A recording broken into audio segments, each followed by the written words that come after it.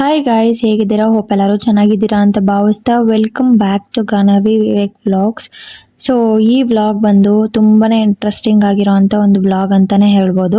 ಸುಮಾರು ಜನ ನನಗೆ ಮೆಸೇಜ್ ಮಾಡ್ತಿದ್ರಿ, ಸುಮಾರು ಜನ ನನಗೆ ಕಾಲ್ಸ್ ಮಾಡಿ ಕೇಳ್ತಾ ಇದ್ರಿ. ಮತ್ತು ಇನ್ನೊಂದು ವಿಷಯ ನಾನು ಹೇಳಲೇಬೇಕು.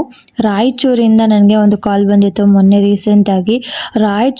ರಾಯಚೂರಿಂದ ನನ್ನ ವ್ಲಾಗ್ಸ್ ಎಲ್ಲ ನೋಡ್ತೀರಾ ಮತ್ತು ಇಷ್ಟು ಪ್ರೀತಿ ವಿಶ್ವಾಸ ಕೊಡ್ತೀರಾ ಅಂತ ತುಂಬಾ ಖುಷಿ ಆಯಿತು. ನನಗಂತೂ ಎಮೋಷ್ನಲ್ ಆಗಿಬಿಟ್ಟೆ ಅವತ್ತಂತೂ. ಎಷ್ಟು ದೂರದಿಂದ ಎಲ್ಲ ಕಾಲ್ ಮಾಡ್ತೀರಾ. ಮತ್ತು ಕೂರ್ಗಿಂದ ಒಬ್ಬರು ಆವತ್ತು ಕಾಲ್ ಮಾಡಿದ್ರು, ಅದು ಕೂಡ ಖುಷಿ ಆಯಿತು ನನಗೆ. ಸೊ ತುಂಬ ಖುಷಿ ಆಗುತ್ತೆ ನನಗೆ ಇಷ್ಟು ದೂರದಿಂದ ನನಗೆ ಇಷ್ಟು ಪ್ರೀತಿ ವಿಶ್ವಾಸ ಕೊಡ್ತಾ ಇದ್ದೀರಾ. So I am very thankful to you. ಏನು ಮಾತೇ ಬರ್ತಿಲ್ಲ ನನಗೆ. ಸೊ ಇದೇ ವ್ಲಾಗಲ್ಲಿ ಹೇಳಬೇಕು ಅಂತ ಅನಿಸ್ತು, ಸೊ ಹೇಳ್ತಾ ಇದ್ದೀನಿ. ಸೊ ಈ ವ್ಲಾಗ್ ಬಂದು ವ್ರತದ ವ್ಲಾಗ್ ಆಗಿರುತ್ತೆ. ಸೊ ಸುಮಾರು ಜನ ಮತ್ತು ವಿಗ್ರಹ ಎಲ್ಲಿ ತಗೊಂಡ್ರಿ ಅಂತ ಕೇಳ್ತಾ ಇದ್ರಿ. ಆ ವಿಗ್ರಹ ಬಂದು ನಾನು ಮಂತ್ರಾಲಯದಿಂದ ತರಿಸ್ಕೊಂಡೆ ನಮ್ಮಮ್ಮ ಹತ್ರ. ನಮ್ಮಮ್ಮ, ನಾನು ಆವಾಗ ಪ್ರೆಗ್ನೆಂಟ್ ಇದೆ, ಫಸ್ಟ್ ಪ್ರೆಗ್ನೆಂಟ್. ನಮ್ಮಪ್ಪ ನಮ್ಮಮ್ಮ ನನ್ನ ತಂಗಿರೆಲ್ಲ ಹೋಗಿದ್ರು. ನಿನ್ಗೆ ಏನು ಬೇಕು ಇಲ್ಲಿಂದ ಅಂತ ಕೇಳಿದಾಗ ನನಗೆ ರಾಯರ್ನ ನಮ್ಮ ಮನೆಗೆ ತಂದುಕೊಡು, ವಿಗ್ರಹ ಆದರೂ ಓಕೆ, ಫೋಟೋ ಆದರೂ ಓಕೆ ಅಂತ ಕೇಳಿದೆ. ನನಗೆ ಪುಟ್ಟ ವಿಗ್ರಹ ತಂದುಕೊಟ್ಟಿದ್ರು ನಮ್ಮಮ್ಮ. ನಾನು ಹೋದಾಗ ಆ ಫೋಟೋ ತಂದಿದ್ದೆ.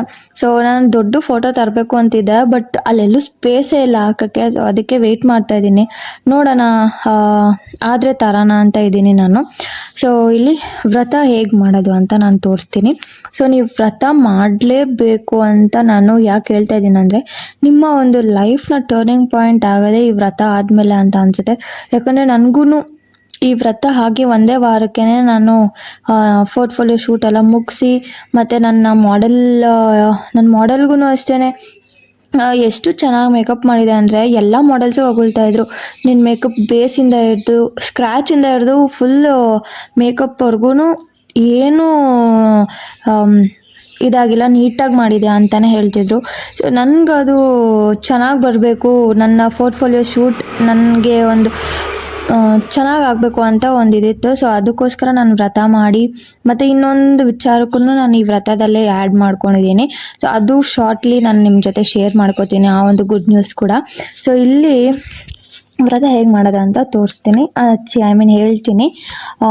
ಫಸ್ಟ್ ನೀವು ವ್ರತ ಸ್ಟಾರ್ಟ್ ಮಾಡೋಂಗಿದ್ರೆ ನೀವು ಗುರುವಾರನೇ ಸ್ಟಾರ್ಟ್ ಮಾಡಬೇಕು. ಗುರುವಾರ ಸಂಜೆ ಸ್ಟಾರ್ಟ್ ಮಾಡಿದ್ರೆ ಶುಕ್ರವಾರಕ್ಕೆ ಮುಗಿಯುತ್ತೆ. ಸೊ 9 ದಿನ ಆಗುತ್ತೆ. ನೀವು ಕಂಟಿನ್ಯೂಸ್ ಆಗಿ 9 ದಿನ ಮಾಡಲೇಬೇಕು. 5 ಡೇಸ್ ಮಾಡೋದಾಗಲಿ 11 ಡೇಸ್ ಮಾಡೋದಾಗಲಿ ಬೇಡ. 11 ಡೇಸ್ ಏನು ಅವಶ್ಯಕತೆ ಇಲ್ಲ, 9 ಡೇಸ್ ಮಾಡಿದ್ರೆ ಸಾಕು,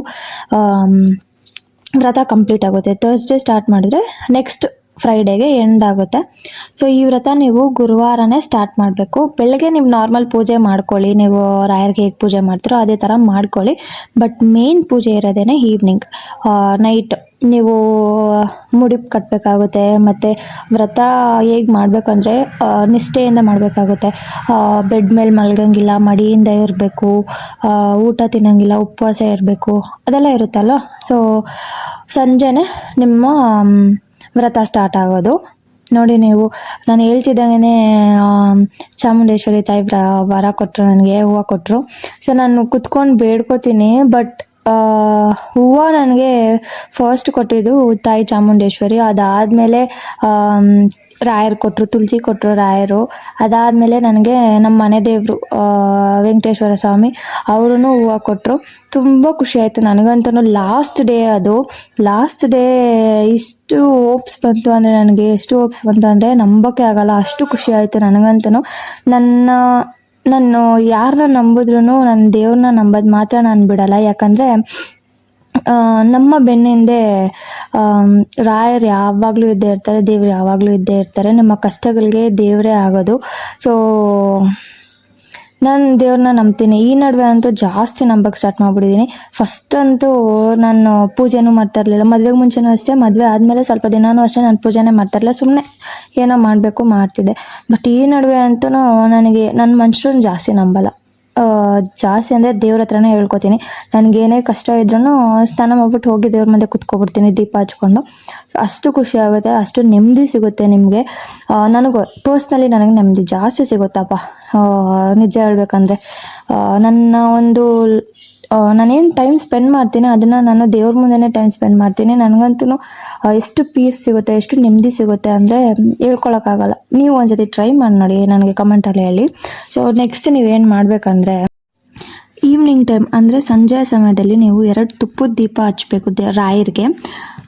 ಹೇಗೆ ತುಪ್ಪದ ದೀಪ ಹಚ್ಬೇಕಂದ್ರೆ, ನಾನು ಇಟ್ಟಿದ್ದೀನಿ ನೋಡಿ, ರಾಯರ ಕಡೆನೇ ತಿರುಗಿಸಿ ಆ ದೀಪನ ಇಡಬೇಕಾಗುತ್ತೆ ನೀವು ರಾಯರ ಮುಖದ ಕಡೆನೆ. ನೆಕ್ಸ್ಟ್ ನೀವು ಒಂದು ಬಿಳಿ ಬಟ್ಟೆ ತಗೊಂಡು ಅದನ್ನು ಸ್ಕ್ವೇರ್ ಶೇಪ್ ಆಗಲಿ ರೆಕ್ಟ್ಯಾಂಗಲ್ ಶೇಪ್ ಆಗಲಿ ಕಟ್ ಮಾಡ್ಕೋಬೋದು. ಚಿಕ್ಕದಾಗಿ ಒಂದು 9 ಬಟ್ಟೆನ ಕಟ್ ಮಾಡ್ಕೊಳ್ಳಿ. ನೀವು ಫಸ್ಟ್ ಡೇನೇ ಕಟ್ ಮಾಡಿ ಇಟ್ಕೊಂಡ್ರೆ ನೀವು 9 ದಿನ ಮಾಡೋಕ್ಕೆ ಈಸಿ ಆಗುತ್ತೆ. ಸೊ 9 ಚಿಕ್ಕ ಬಿಳಿ ಬಟ್ಟೆನ ಕಟ್ ಮಾಡಿಕೊಂಡು ಅದನ್ನು ನೀವು ಫುಲ್ ಅರಿಶಿನ ಮಾಡ್ಕೋಬೇಕು. ವೈಟ್ ಬಟ್ಟೆ ಹೋಗಿ ಅರಿಶಿನ ಆಗಿರಬೇಕು ಫುಲ್ಲೂ. ಸೊ ಅದನ್ನು ಒಂದು ಪ್ಲೇಟಲ್ಲಿ ಇಟ್ಕೊಳ್ಳಿ.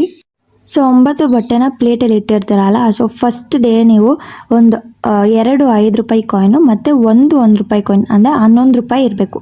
ನಾನು ಹೇಗೆ ಹೇಳಿದ್ದೀನೋ ಅದೇ ರೀತಿಯೇ ಮಾಡಬೇಕು. ಸೊ 2 5 ರೂಪಾಯಿ ಕಾಯಿನು, 1 ರೂಪಾಯಿ ಕಾಯಿನ್ ಒಂದು ಬಟ್ಟೆಯಲ್ಲಿ ಇಡಿ. ಚಿಕ್ಕ ಬಟ್ಟೆ ಕಟ್ ಮಾಡಿರ್ತೀವಲ್ಲ, ಸೊ ಅದರಲ್ಲಿ ಇಡಿ. ನೀವು ದಿನ ಕಟ್ ಮಾಡಿ ಇಟ್ಕೊಳ್ಳಿ ಬಟ್ಟೆನ. ಬಟ್ 5 ರೂಪಾಯಿ ಕಾಯಿನು 1 ರೂಪಾಯಿ ಕಾಯಿನು ನೀವು ಪೂಜೆ ಮಾಡಾದ್ಮೇಲೆ ಇಟ್ರೂ ಓಕೆ. ಸೊ ಅದನ್ನು ಒಂದು ಬಟ್ಟೆಯಲ್ಲಿಟ್ಟು ರಾಯರ ಮುಂದೆ ಇಟ್ಟು ಆ ಬಟ್ಟೆಯಲ್ಲಿ ಗಂಧ ಒಂಚೂರು, ತುಳಸಿ ಒಂಚೂರು ಹಾಕ್ಬೇಕಾಗುತ್ತೆ. ನೀವು ಒಂದು ಚಿಕ್ಕ ಪ್ಲೇಟಲ್ಲಿ ನೀವೇನು ನಾಣ್ಯನ ಇಟ್ಕೊಂಡಿದ್ದೀರಾ ಆ ಬಟ್ಟೆಯಲ್ಲಿ ಅದನ್ನೆಲ್ಲ ನೀವು ಒಂದು ಚಿಕ್ಕ ಪ್ಲೇಟಲ್ಲಿ ಇಟ್ಟು ರಾಯರ ಮುಂದೆ ಇಡಿ. ರಾಯರ ಮುಂದೆ ನೀವು ಏನೇ ಒಂದು ಬೇಡ್ಕೊಂಡಿದ್ದು, ಈ ವ್ರತ ಏನಕ್ಕೆ ಮಾಡ್ತಾ ಇದ್ದೀರಾ ಅದನ್ನೆಲ್ಲ ಬೇಡ್ಕೊಂಡು ನಿಮ್ಮ ಮನೆ ದೇವ್ರಿದೆಯಲ್ಲ, ಆ ಮನೆ ದೇವರ ಅಪ್ಪನೇ ತಗೊಂಡು ಆಮೇಲೆ ನೀವು ಏನೇ ಪೂಜೆ ಮಾಡಬೇಕಂದ್ರೂ ಮೊದಲಿಗೆ ನೀವು ಗಣೇಶ ಪೂಜೆ ಮಾಡಬೇಕಾಗುತ್ತೆ. ನೀವು ಮನೇಲಿ ಏನೇ ಕಾರ್ಯಕ್ರಮ ಆದ್ರೂ ಆಚೆ ನೀವೆಲ್ಲೋದ್ರೂ ಮೊದಲು ಗಣೇಶ ಪೂಜೆನೇ ಮಾಡಬೇಕಾಗುತ್ತೆ. ಸೊ ಅದಕ್ಕೆ ನೀವು ಮೊದಲು ಗಣೇಶನ ಪ್ರಾರ್ಥನೆ ಮಾಡಬೇಕಾಗುತ್ತೆ. ಅದಾದಮೇಲೆ ರಾಯರನ್ನ ಪ್ರಾರ್ಥನೆ ಮಾಡಿ, ನಮ್ಮ ಮನೇಲಿ ಈ ಥರ ಕಷ್ಟಗಳಿದೆ, ಅದಾದಮೇಲೆ ನೀವೇನಕ್ಕೆ ವ್ರತ ಮಾಡ್ತಾ ಇದ್ದೀರಾ, ನಿಮ್ಮ ಮನೇಲಿ ಏನೇನು ಕಷ್ಟ ಇದೆ ಅದನ್ನೆಲ್ಲ ರಾಯರ ಹೆಸರು ಹೇಳ್ಕೊಂಡು ರಾಯರ ಹತ್ರ ಮುಡಿಪಿಟ್ಟಿದ್ದೀರಲ್ಲ, ಸೊ ಅದ್ರ ಮುಂದೆ ಕಷ್ಟಗಳನ್ನೆಲ್ಲ ಹೇಳ್ಕೊಂಡಾದ್ಮೇಲೆ ಶ್ರೀ ಗುರು ರಾಘವೇಂದ್ರಾಯ ನಮಃ, ಶ್ರೀ ಗುರು ರಾಘವೇಂದ್ರಾಯ ನಮಃ, ಶ್ರೀ ಗುರು ರಾಘವೇಂದ್ರಾಯ ನಮಃ ಅಂತ ಸ್ವಾಮಿ ನಾಮವನ್ನು 108 ಸಲ ನೀವು ಜಪ ಮಾಡಬೇಕಾಗುತ್ತೆ. 108 ಸಲ ನೀವು ಹೇಳಬೇಕಾಗುತ್ತೆ. ಅದು ನೀವು ಸಂಜೆ ಮಾಡಬೇಕು. ಇದನ್ನೆಲ್ಲ ನಾನು ಏನೇನು ಹೇಳ್ತಾ ಇದ್ದೀನಿ, ಸಂಜೆ ಈ ಪೂಜೆ ಮಾಡಿ ಈ ನಾಮನ ಹೇಳಬೇಕಾಗುತ್ತೆ. ನೀವೇನಕ್ಕೆ ಈ ನಾಮನ ಇಷ್ಟು ಸಲ ಹೇಳ್ಬೇಕಂದ್ರೆ, ಗುರುಗಳ ಹೆಸರನ್ನು ತಗೊಂಡು ಕುಲದೇವರನ್ನ ಅನುಮತಿ ಪಡೆದುಕೊಂಡು ನೀವು ಹೇಳೋದ್ರಿಂದ ಲಕ್ಷ್ಮೀ ದೇವಿ ಕೂಡ ನಿಮ್ಮ ಮನೆಗೆ ಬರ್ತಾಳೆ, ಗೊತ್ತಾ. ಸೊ ಅದಕ್ಕೆ ನಾನು ಹೇಳಿದ್ದು 108 ಸಲ ನೀವು ಈ ನಾಮನ ಹೇಳ್ಕೊಳ್ಳಿ. ಪೂಜೆ ಎಲ್ಲ ಮಾಡಿ ಮುಡಿಪನ್ನ ದೇವ್ರ ಹತ್ರ ಇಟ್ಕೊಂಡು ನಿಮ್ಮ ಕಷ್ಟನ ಹೇಳ್ಕೊಂಡು ಅದಾದಮೇಲೆ ಈ ನಾಮನ ಹೇಳಿ 108 ಸಲ. ರಾಯರ ಅನುಗ್ರಹ ಕೂಡ ನಿಮಗೆ ಸಿಗುತ್ತೆ ಇದನ್ನು ಮಾಡೋದ್ರಿಂದ. ನೀವೇನಾದರೂ ಈ ವ್ರತನ ಮಾಡಿದ್ರೆ ನಿಜವಾಗ್ಲೂ ನಿಮ್ಮ ಗೆಲುವಿನ ಕಡೆ ಹೋಗ್ತೀರಾ, ಇದಂತೂ ಖಚಿತ. ನನಗಂತೂ ನಿಜವಾಗ್ಲೂ ಈ ವ್ರತ ಮಾಡಾದ್ಮೇಲೆ ನನಗೊಂದು ಸ್ವಲ್ಪ ನೆಮ್ಮದಿ ಸಿಕ್ತು, ಮತ್ತು ನಾನು ಅಂದ್ಕೊಂಡಿದ್ದು ಕೂಡ ಆಗ್ತಿದೆ. ಮತ್ತು ಗುರುವಾರ ಶುರು ಮಾಡಿದ್ರೆ ಬರೋ ಶುಕ್ರವಾರಕ್ಕೆ 9 ದಿನ ಆಗುತ್ತೆ. ಸೊ ಅಲ್ಲಿವರೆಗೂ ನೀವು ರಾಯರಿಗೆ ವ್ರತ ಮಾಡಿ ಮುಡಿಪನ್ನು ಕಟ್ಟಿ ನೀವೇನೇ ಅಂದ್ಕೊಂಡಿದ್ರು ಅದನ್ನು ನೀವು ರಾಯರ ಮುಂದೆ ಹೇಳಿ, ಅದು ನಿಮಗೆ ನಿಜವಾಗ್ಲೂ ಖಂಡಿತ ಸಿಗುತ್ತೆ, ಮತ್ತು ಅದು ಅಂದ್ಕೊಂಡಿದ್ದು ಹಾಗೇ ಆಗುತ್ತೆ. ಅದಾದಮೇಲೆ ನೀವು ಉಪವಾಸ ಇದ್ದರೆ ಉಪವಾಸ ಇರ್ಬೋದು 3 ಹೊತ್ತುನು, ಅಥವಾ ನೀವು ಉಪವಾಸ ಇರೋಕ್ಕಾಗಲ್ಲ ಅಂದವರು ಬೆಳಗ್ಗೆ ತಿನ್ಬೋದು, ಮಧ್ಯಾಹ್ನನೂ ತಿನ್ಬೋದು, ನೈಟ್ 1 ಟೈಮ್ ನೀವು ಉಪವಾಸ ಮಾಡಿ ವ್ರತನ ಎಂಡ್ ಮಾಡ್ಬೋದು ಅಲ್ಲಿಗೆ. ಸೊ ನೀವು ಊಟ ಎಲ್ಲ ಮಾಡಾದ್ಮೇಲೆ ಕೈ ಕಾಲು ಮುಖನ ಚೆನ್ನಾಗಿ ತೊಳ್ಕೊಂಡು ಬಾಯಿ ಕೂಡ ಸ್ವಚ್ಛ ಮಾಡ್ಕೊಳ್ಳಿ. ಬಾಯಿ ಕೂಡ ಸ್ವಚ್ಛ ಮಾಡಿಕೊಂಡು ರಾಯರ ಮುಂದೆ ಇಟ್ಟಿರ್ತೀರಲ್ಲ, ನಾನು ಹೇಳಿದ್ನಲ್ಲ ಒಂದು ಪ್ಲೇಟಲ್ಲಿ ಬಟ್ಟೆನಿಟ್ಟು 2 5 ರೂಪಾಯಿ ಕಾಯಿನು, 1 ರೂಪಾಯಿ ಕಾಯಿನ್ ಇಟ್ಟು ಒಂದು ಸ್ವಲ್ಪ ಗಂಧ ಒಂದು ಸ್ವಲ್ಪ ತುಳಸಿ ಹಾಕಿ ಇಡಬೇಕು ಅಂತೇಳಿ. ಸೊ ಅದನ್ನು ತಗೊಂಡು ನೀವು ಒಂದು ಸ್ವಲ್ಪ ರಾಯರ ಹತ್ರ ಇಟ್ಟು ನೀವು ಆ ಟೈಮಲ್ಲಿ ತುಪ್ಪದ ದೀಪನೇ ಹಚ್ಬೇಕಾಗುತ್ತೆ. ಆ ಪ್ಲೇಟ್ನ ತಗೊಂಡು ಆ ಮುಡಿಪನ್ನ ತಗೊಂಡು ಆ ಸ್ವಾಮಿ ಹತ್ರ ನಿಮ್ಮ ಕಷ್ಟಗಳನ್ನೆಲ್ಲ ಹೇಳ್ಕೊಂಡು ಆ ತುಪ್ಪ ಹೇಗೆ ಕರಗುತ್ತೋ ನಮ್ಮ ಕಷ್ಟಗಳು ಕೂಡ ಅದೇ ಥರ ಕರಗೋಗ್ಲಿ ಅಂತ ಬೇಡ್ಕೊಳ್ಳಿ. ಅದು ರಾಯರ ಮುಂದೆ ಹೇಳ್ಕೊಳ್ಳಿ. ಹೇಳ್ಕೊಂಡಾದ್ಮೇಲೆ ಆ ನಂತರ ನೀವು ಆ ಮುಡಿಪನ್ನ ಕಟ್ಟಬೇಕಾಗುತ್ತೆ. ಅದೇ ಥರನೇ 9 ಗಂಟೆಗಳು ಹಾಕಬೇಕು. ಅಂದರೆ ಒಂದೇ ದಿನ ಆ ಗಂಟೆಗಳಾಗಬಾರ್ದು. 9 ದಿನ ನೀವು 9 ಗಂಟೆನ ಕಟ್ಟಬೇಕಾಗುತ್ತೆ. ಸೊ ಯಾರೂ ಉಲ್ಟಾ ಮಾಡಬೇಡಿ, ಒಂದೇ ದಿನ ಕಟ್ಟೋದು. ಪ್ರತಿದಿನ ನೀವು ಗುರುವಾರ ಸ್ಟಾರ್ಟ್ ಮಾಡಿದ್ರೆ ಶುಕ್ರವಾರಕ್ಕೆ ಎಂಡ್ ಆಗುತ್ತೆ. ಸೊ 9 ದಿನನೂ ಒಂದೊಂದು ಗಂಟೆನ ಕಟ್ಟಬೇಕಾಗುತ್ತೆ. ಸೊ ನೆಕ್ಸ್ಟು ಶುಕ್ರವಾರ ಮುಗಿಯುತ್ತೆ. 9 ದಿನ ಶುಕ್ರವಾರಕ್ಕೆ ಮುಗಿಯುತ್ತೆ. ಸೊ ಶನಿವಾರ ಪೂಜೆ ಮಾಡಿ 9 ಮುಡಿಪನ್ನು ಯಾರಿಗಾದರೂ ಕೊಡಬೇಕಾಗುತ್ತೆ ನೀವು, ವಯಸ್ಸಾದವ್ರಿಗೆ.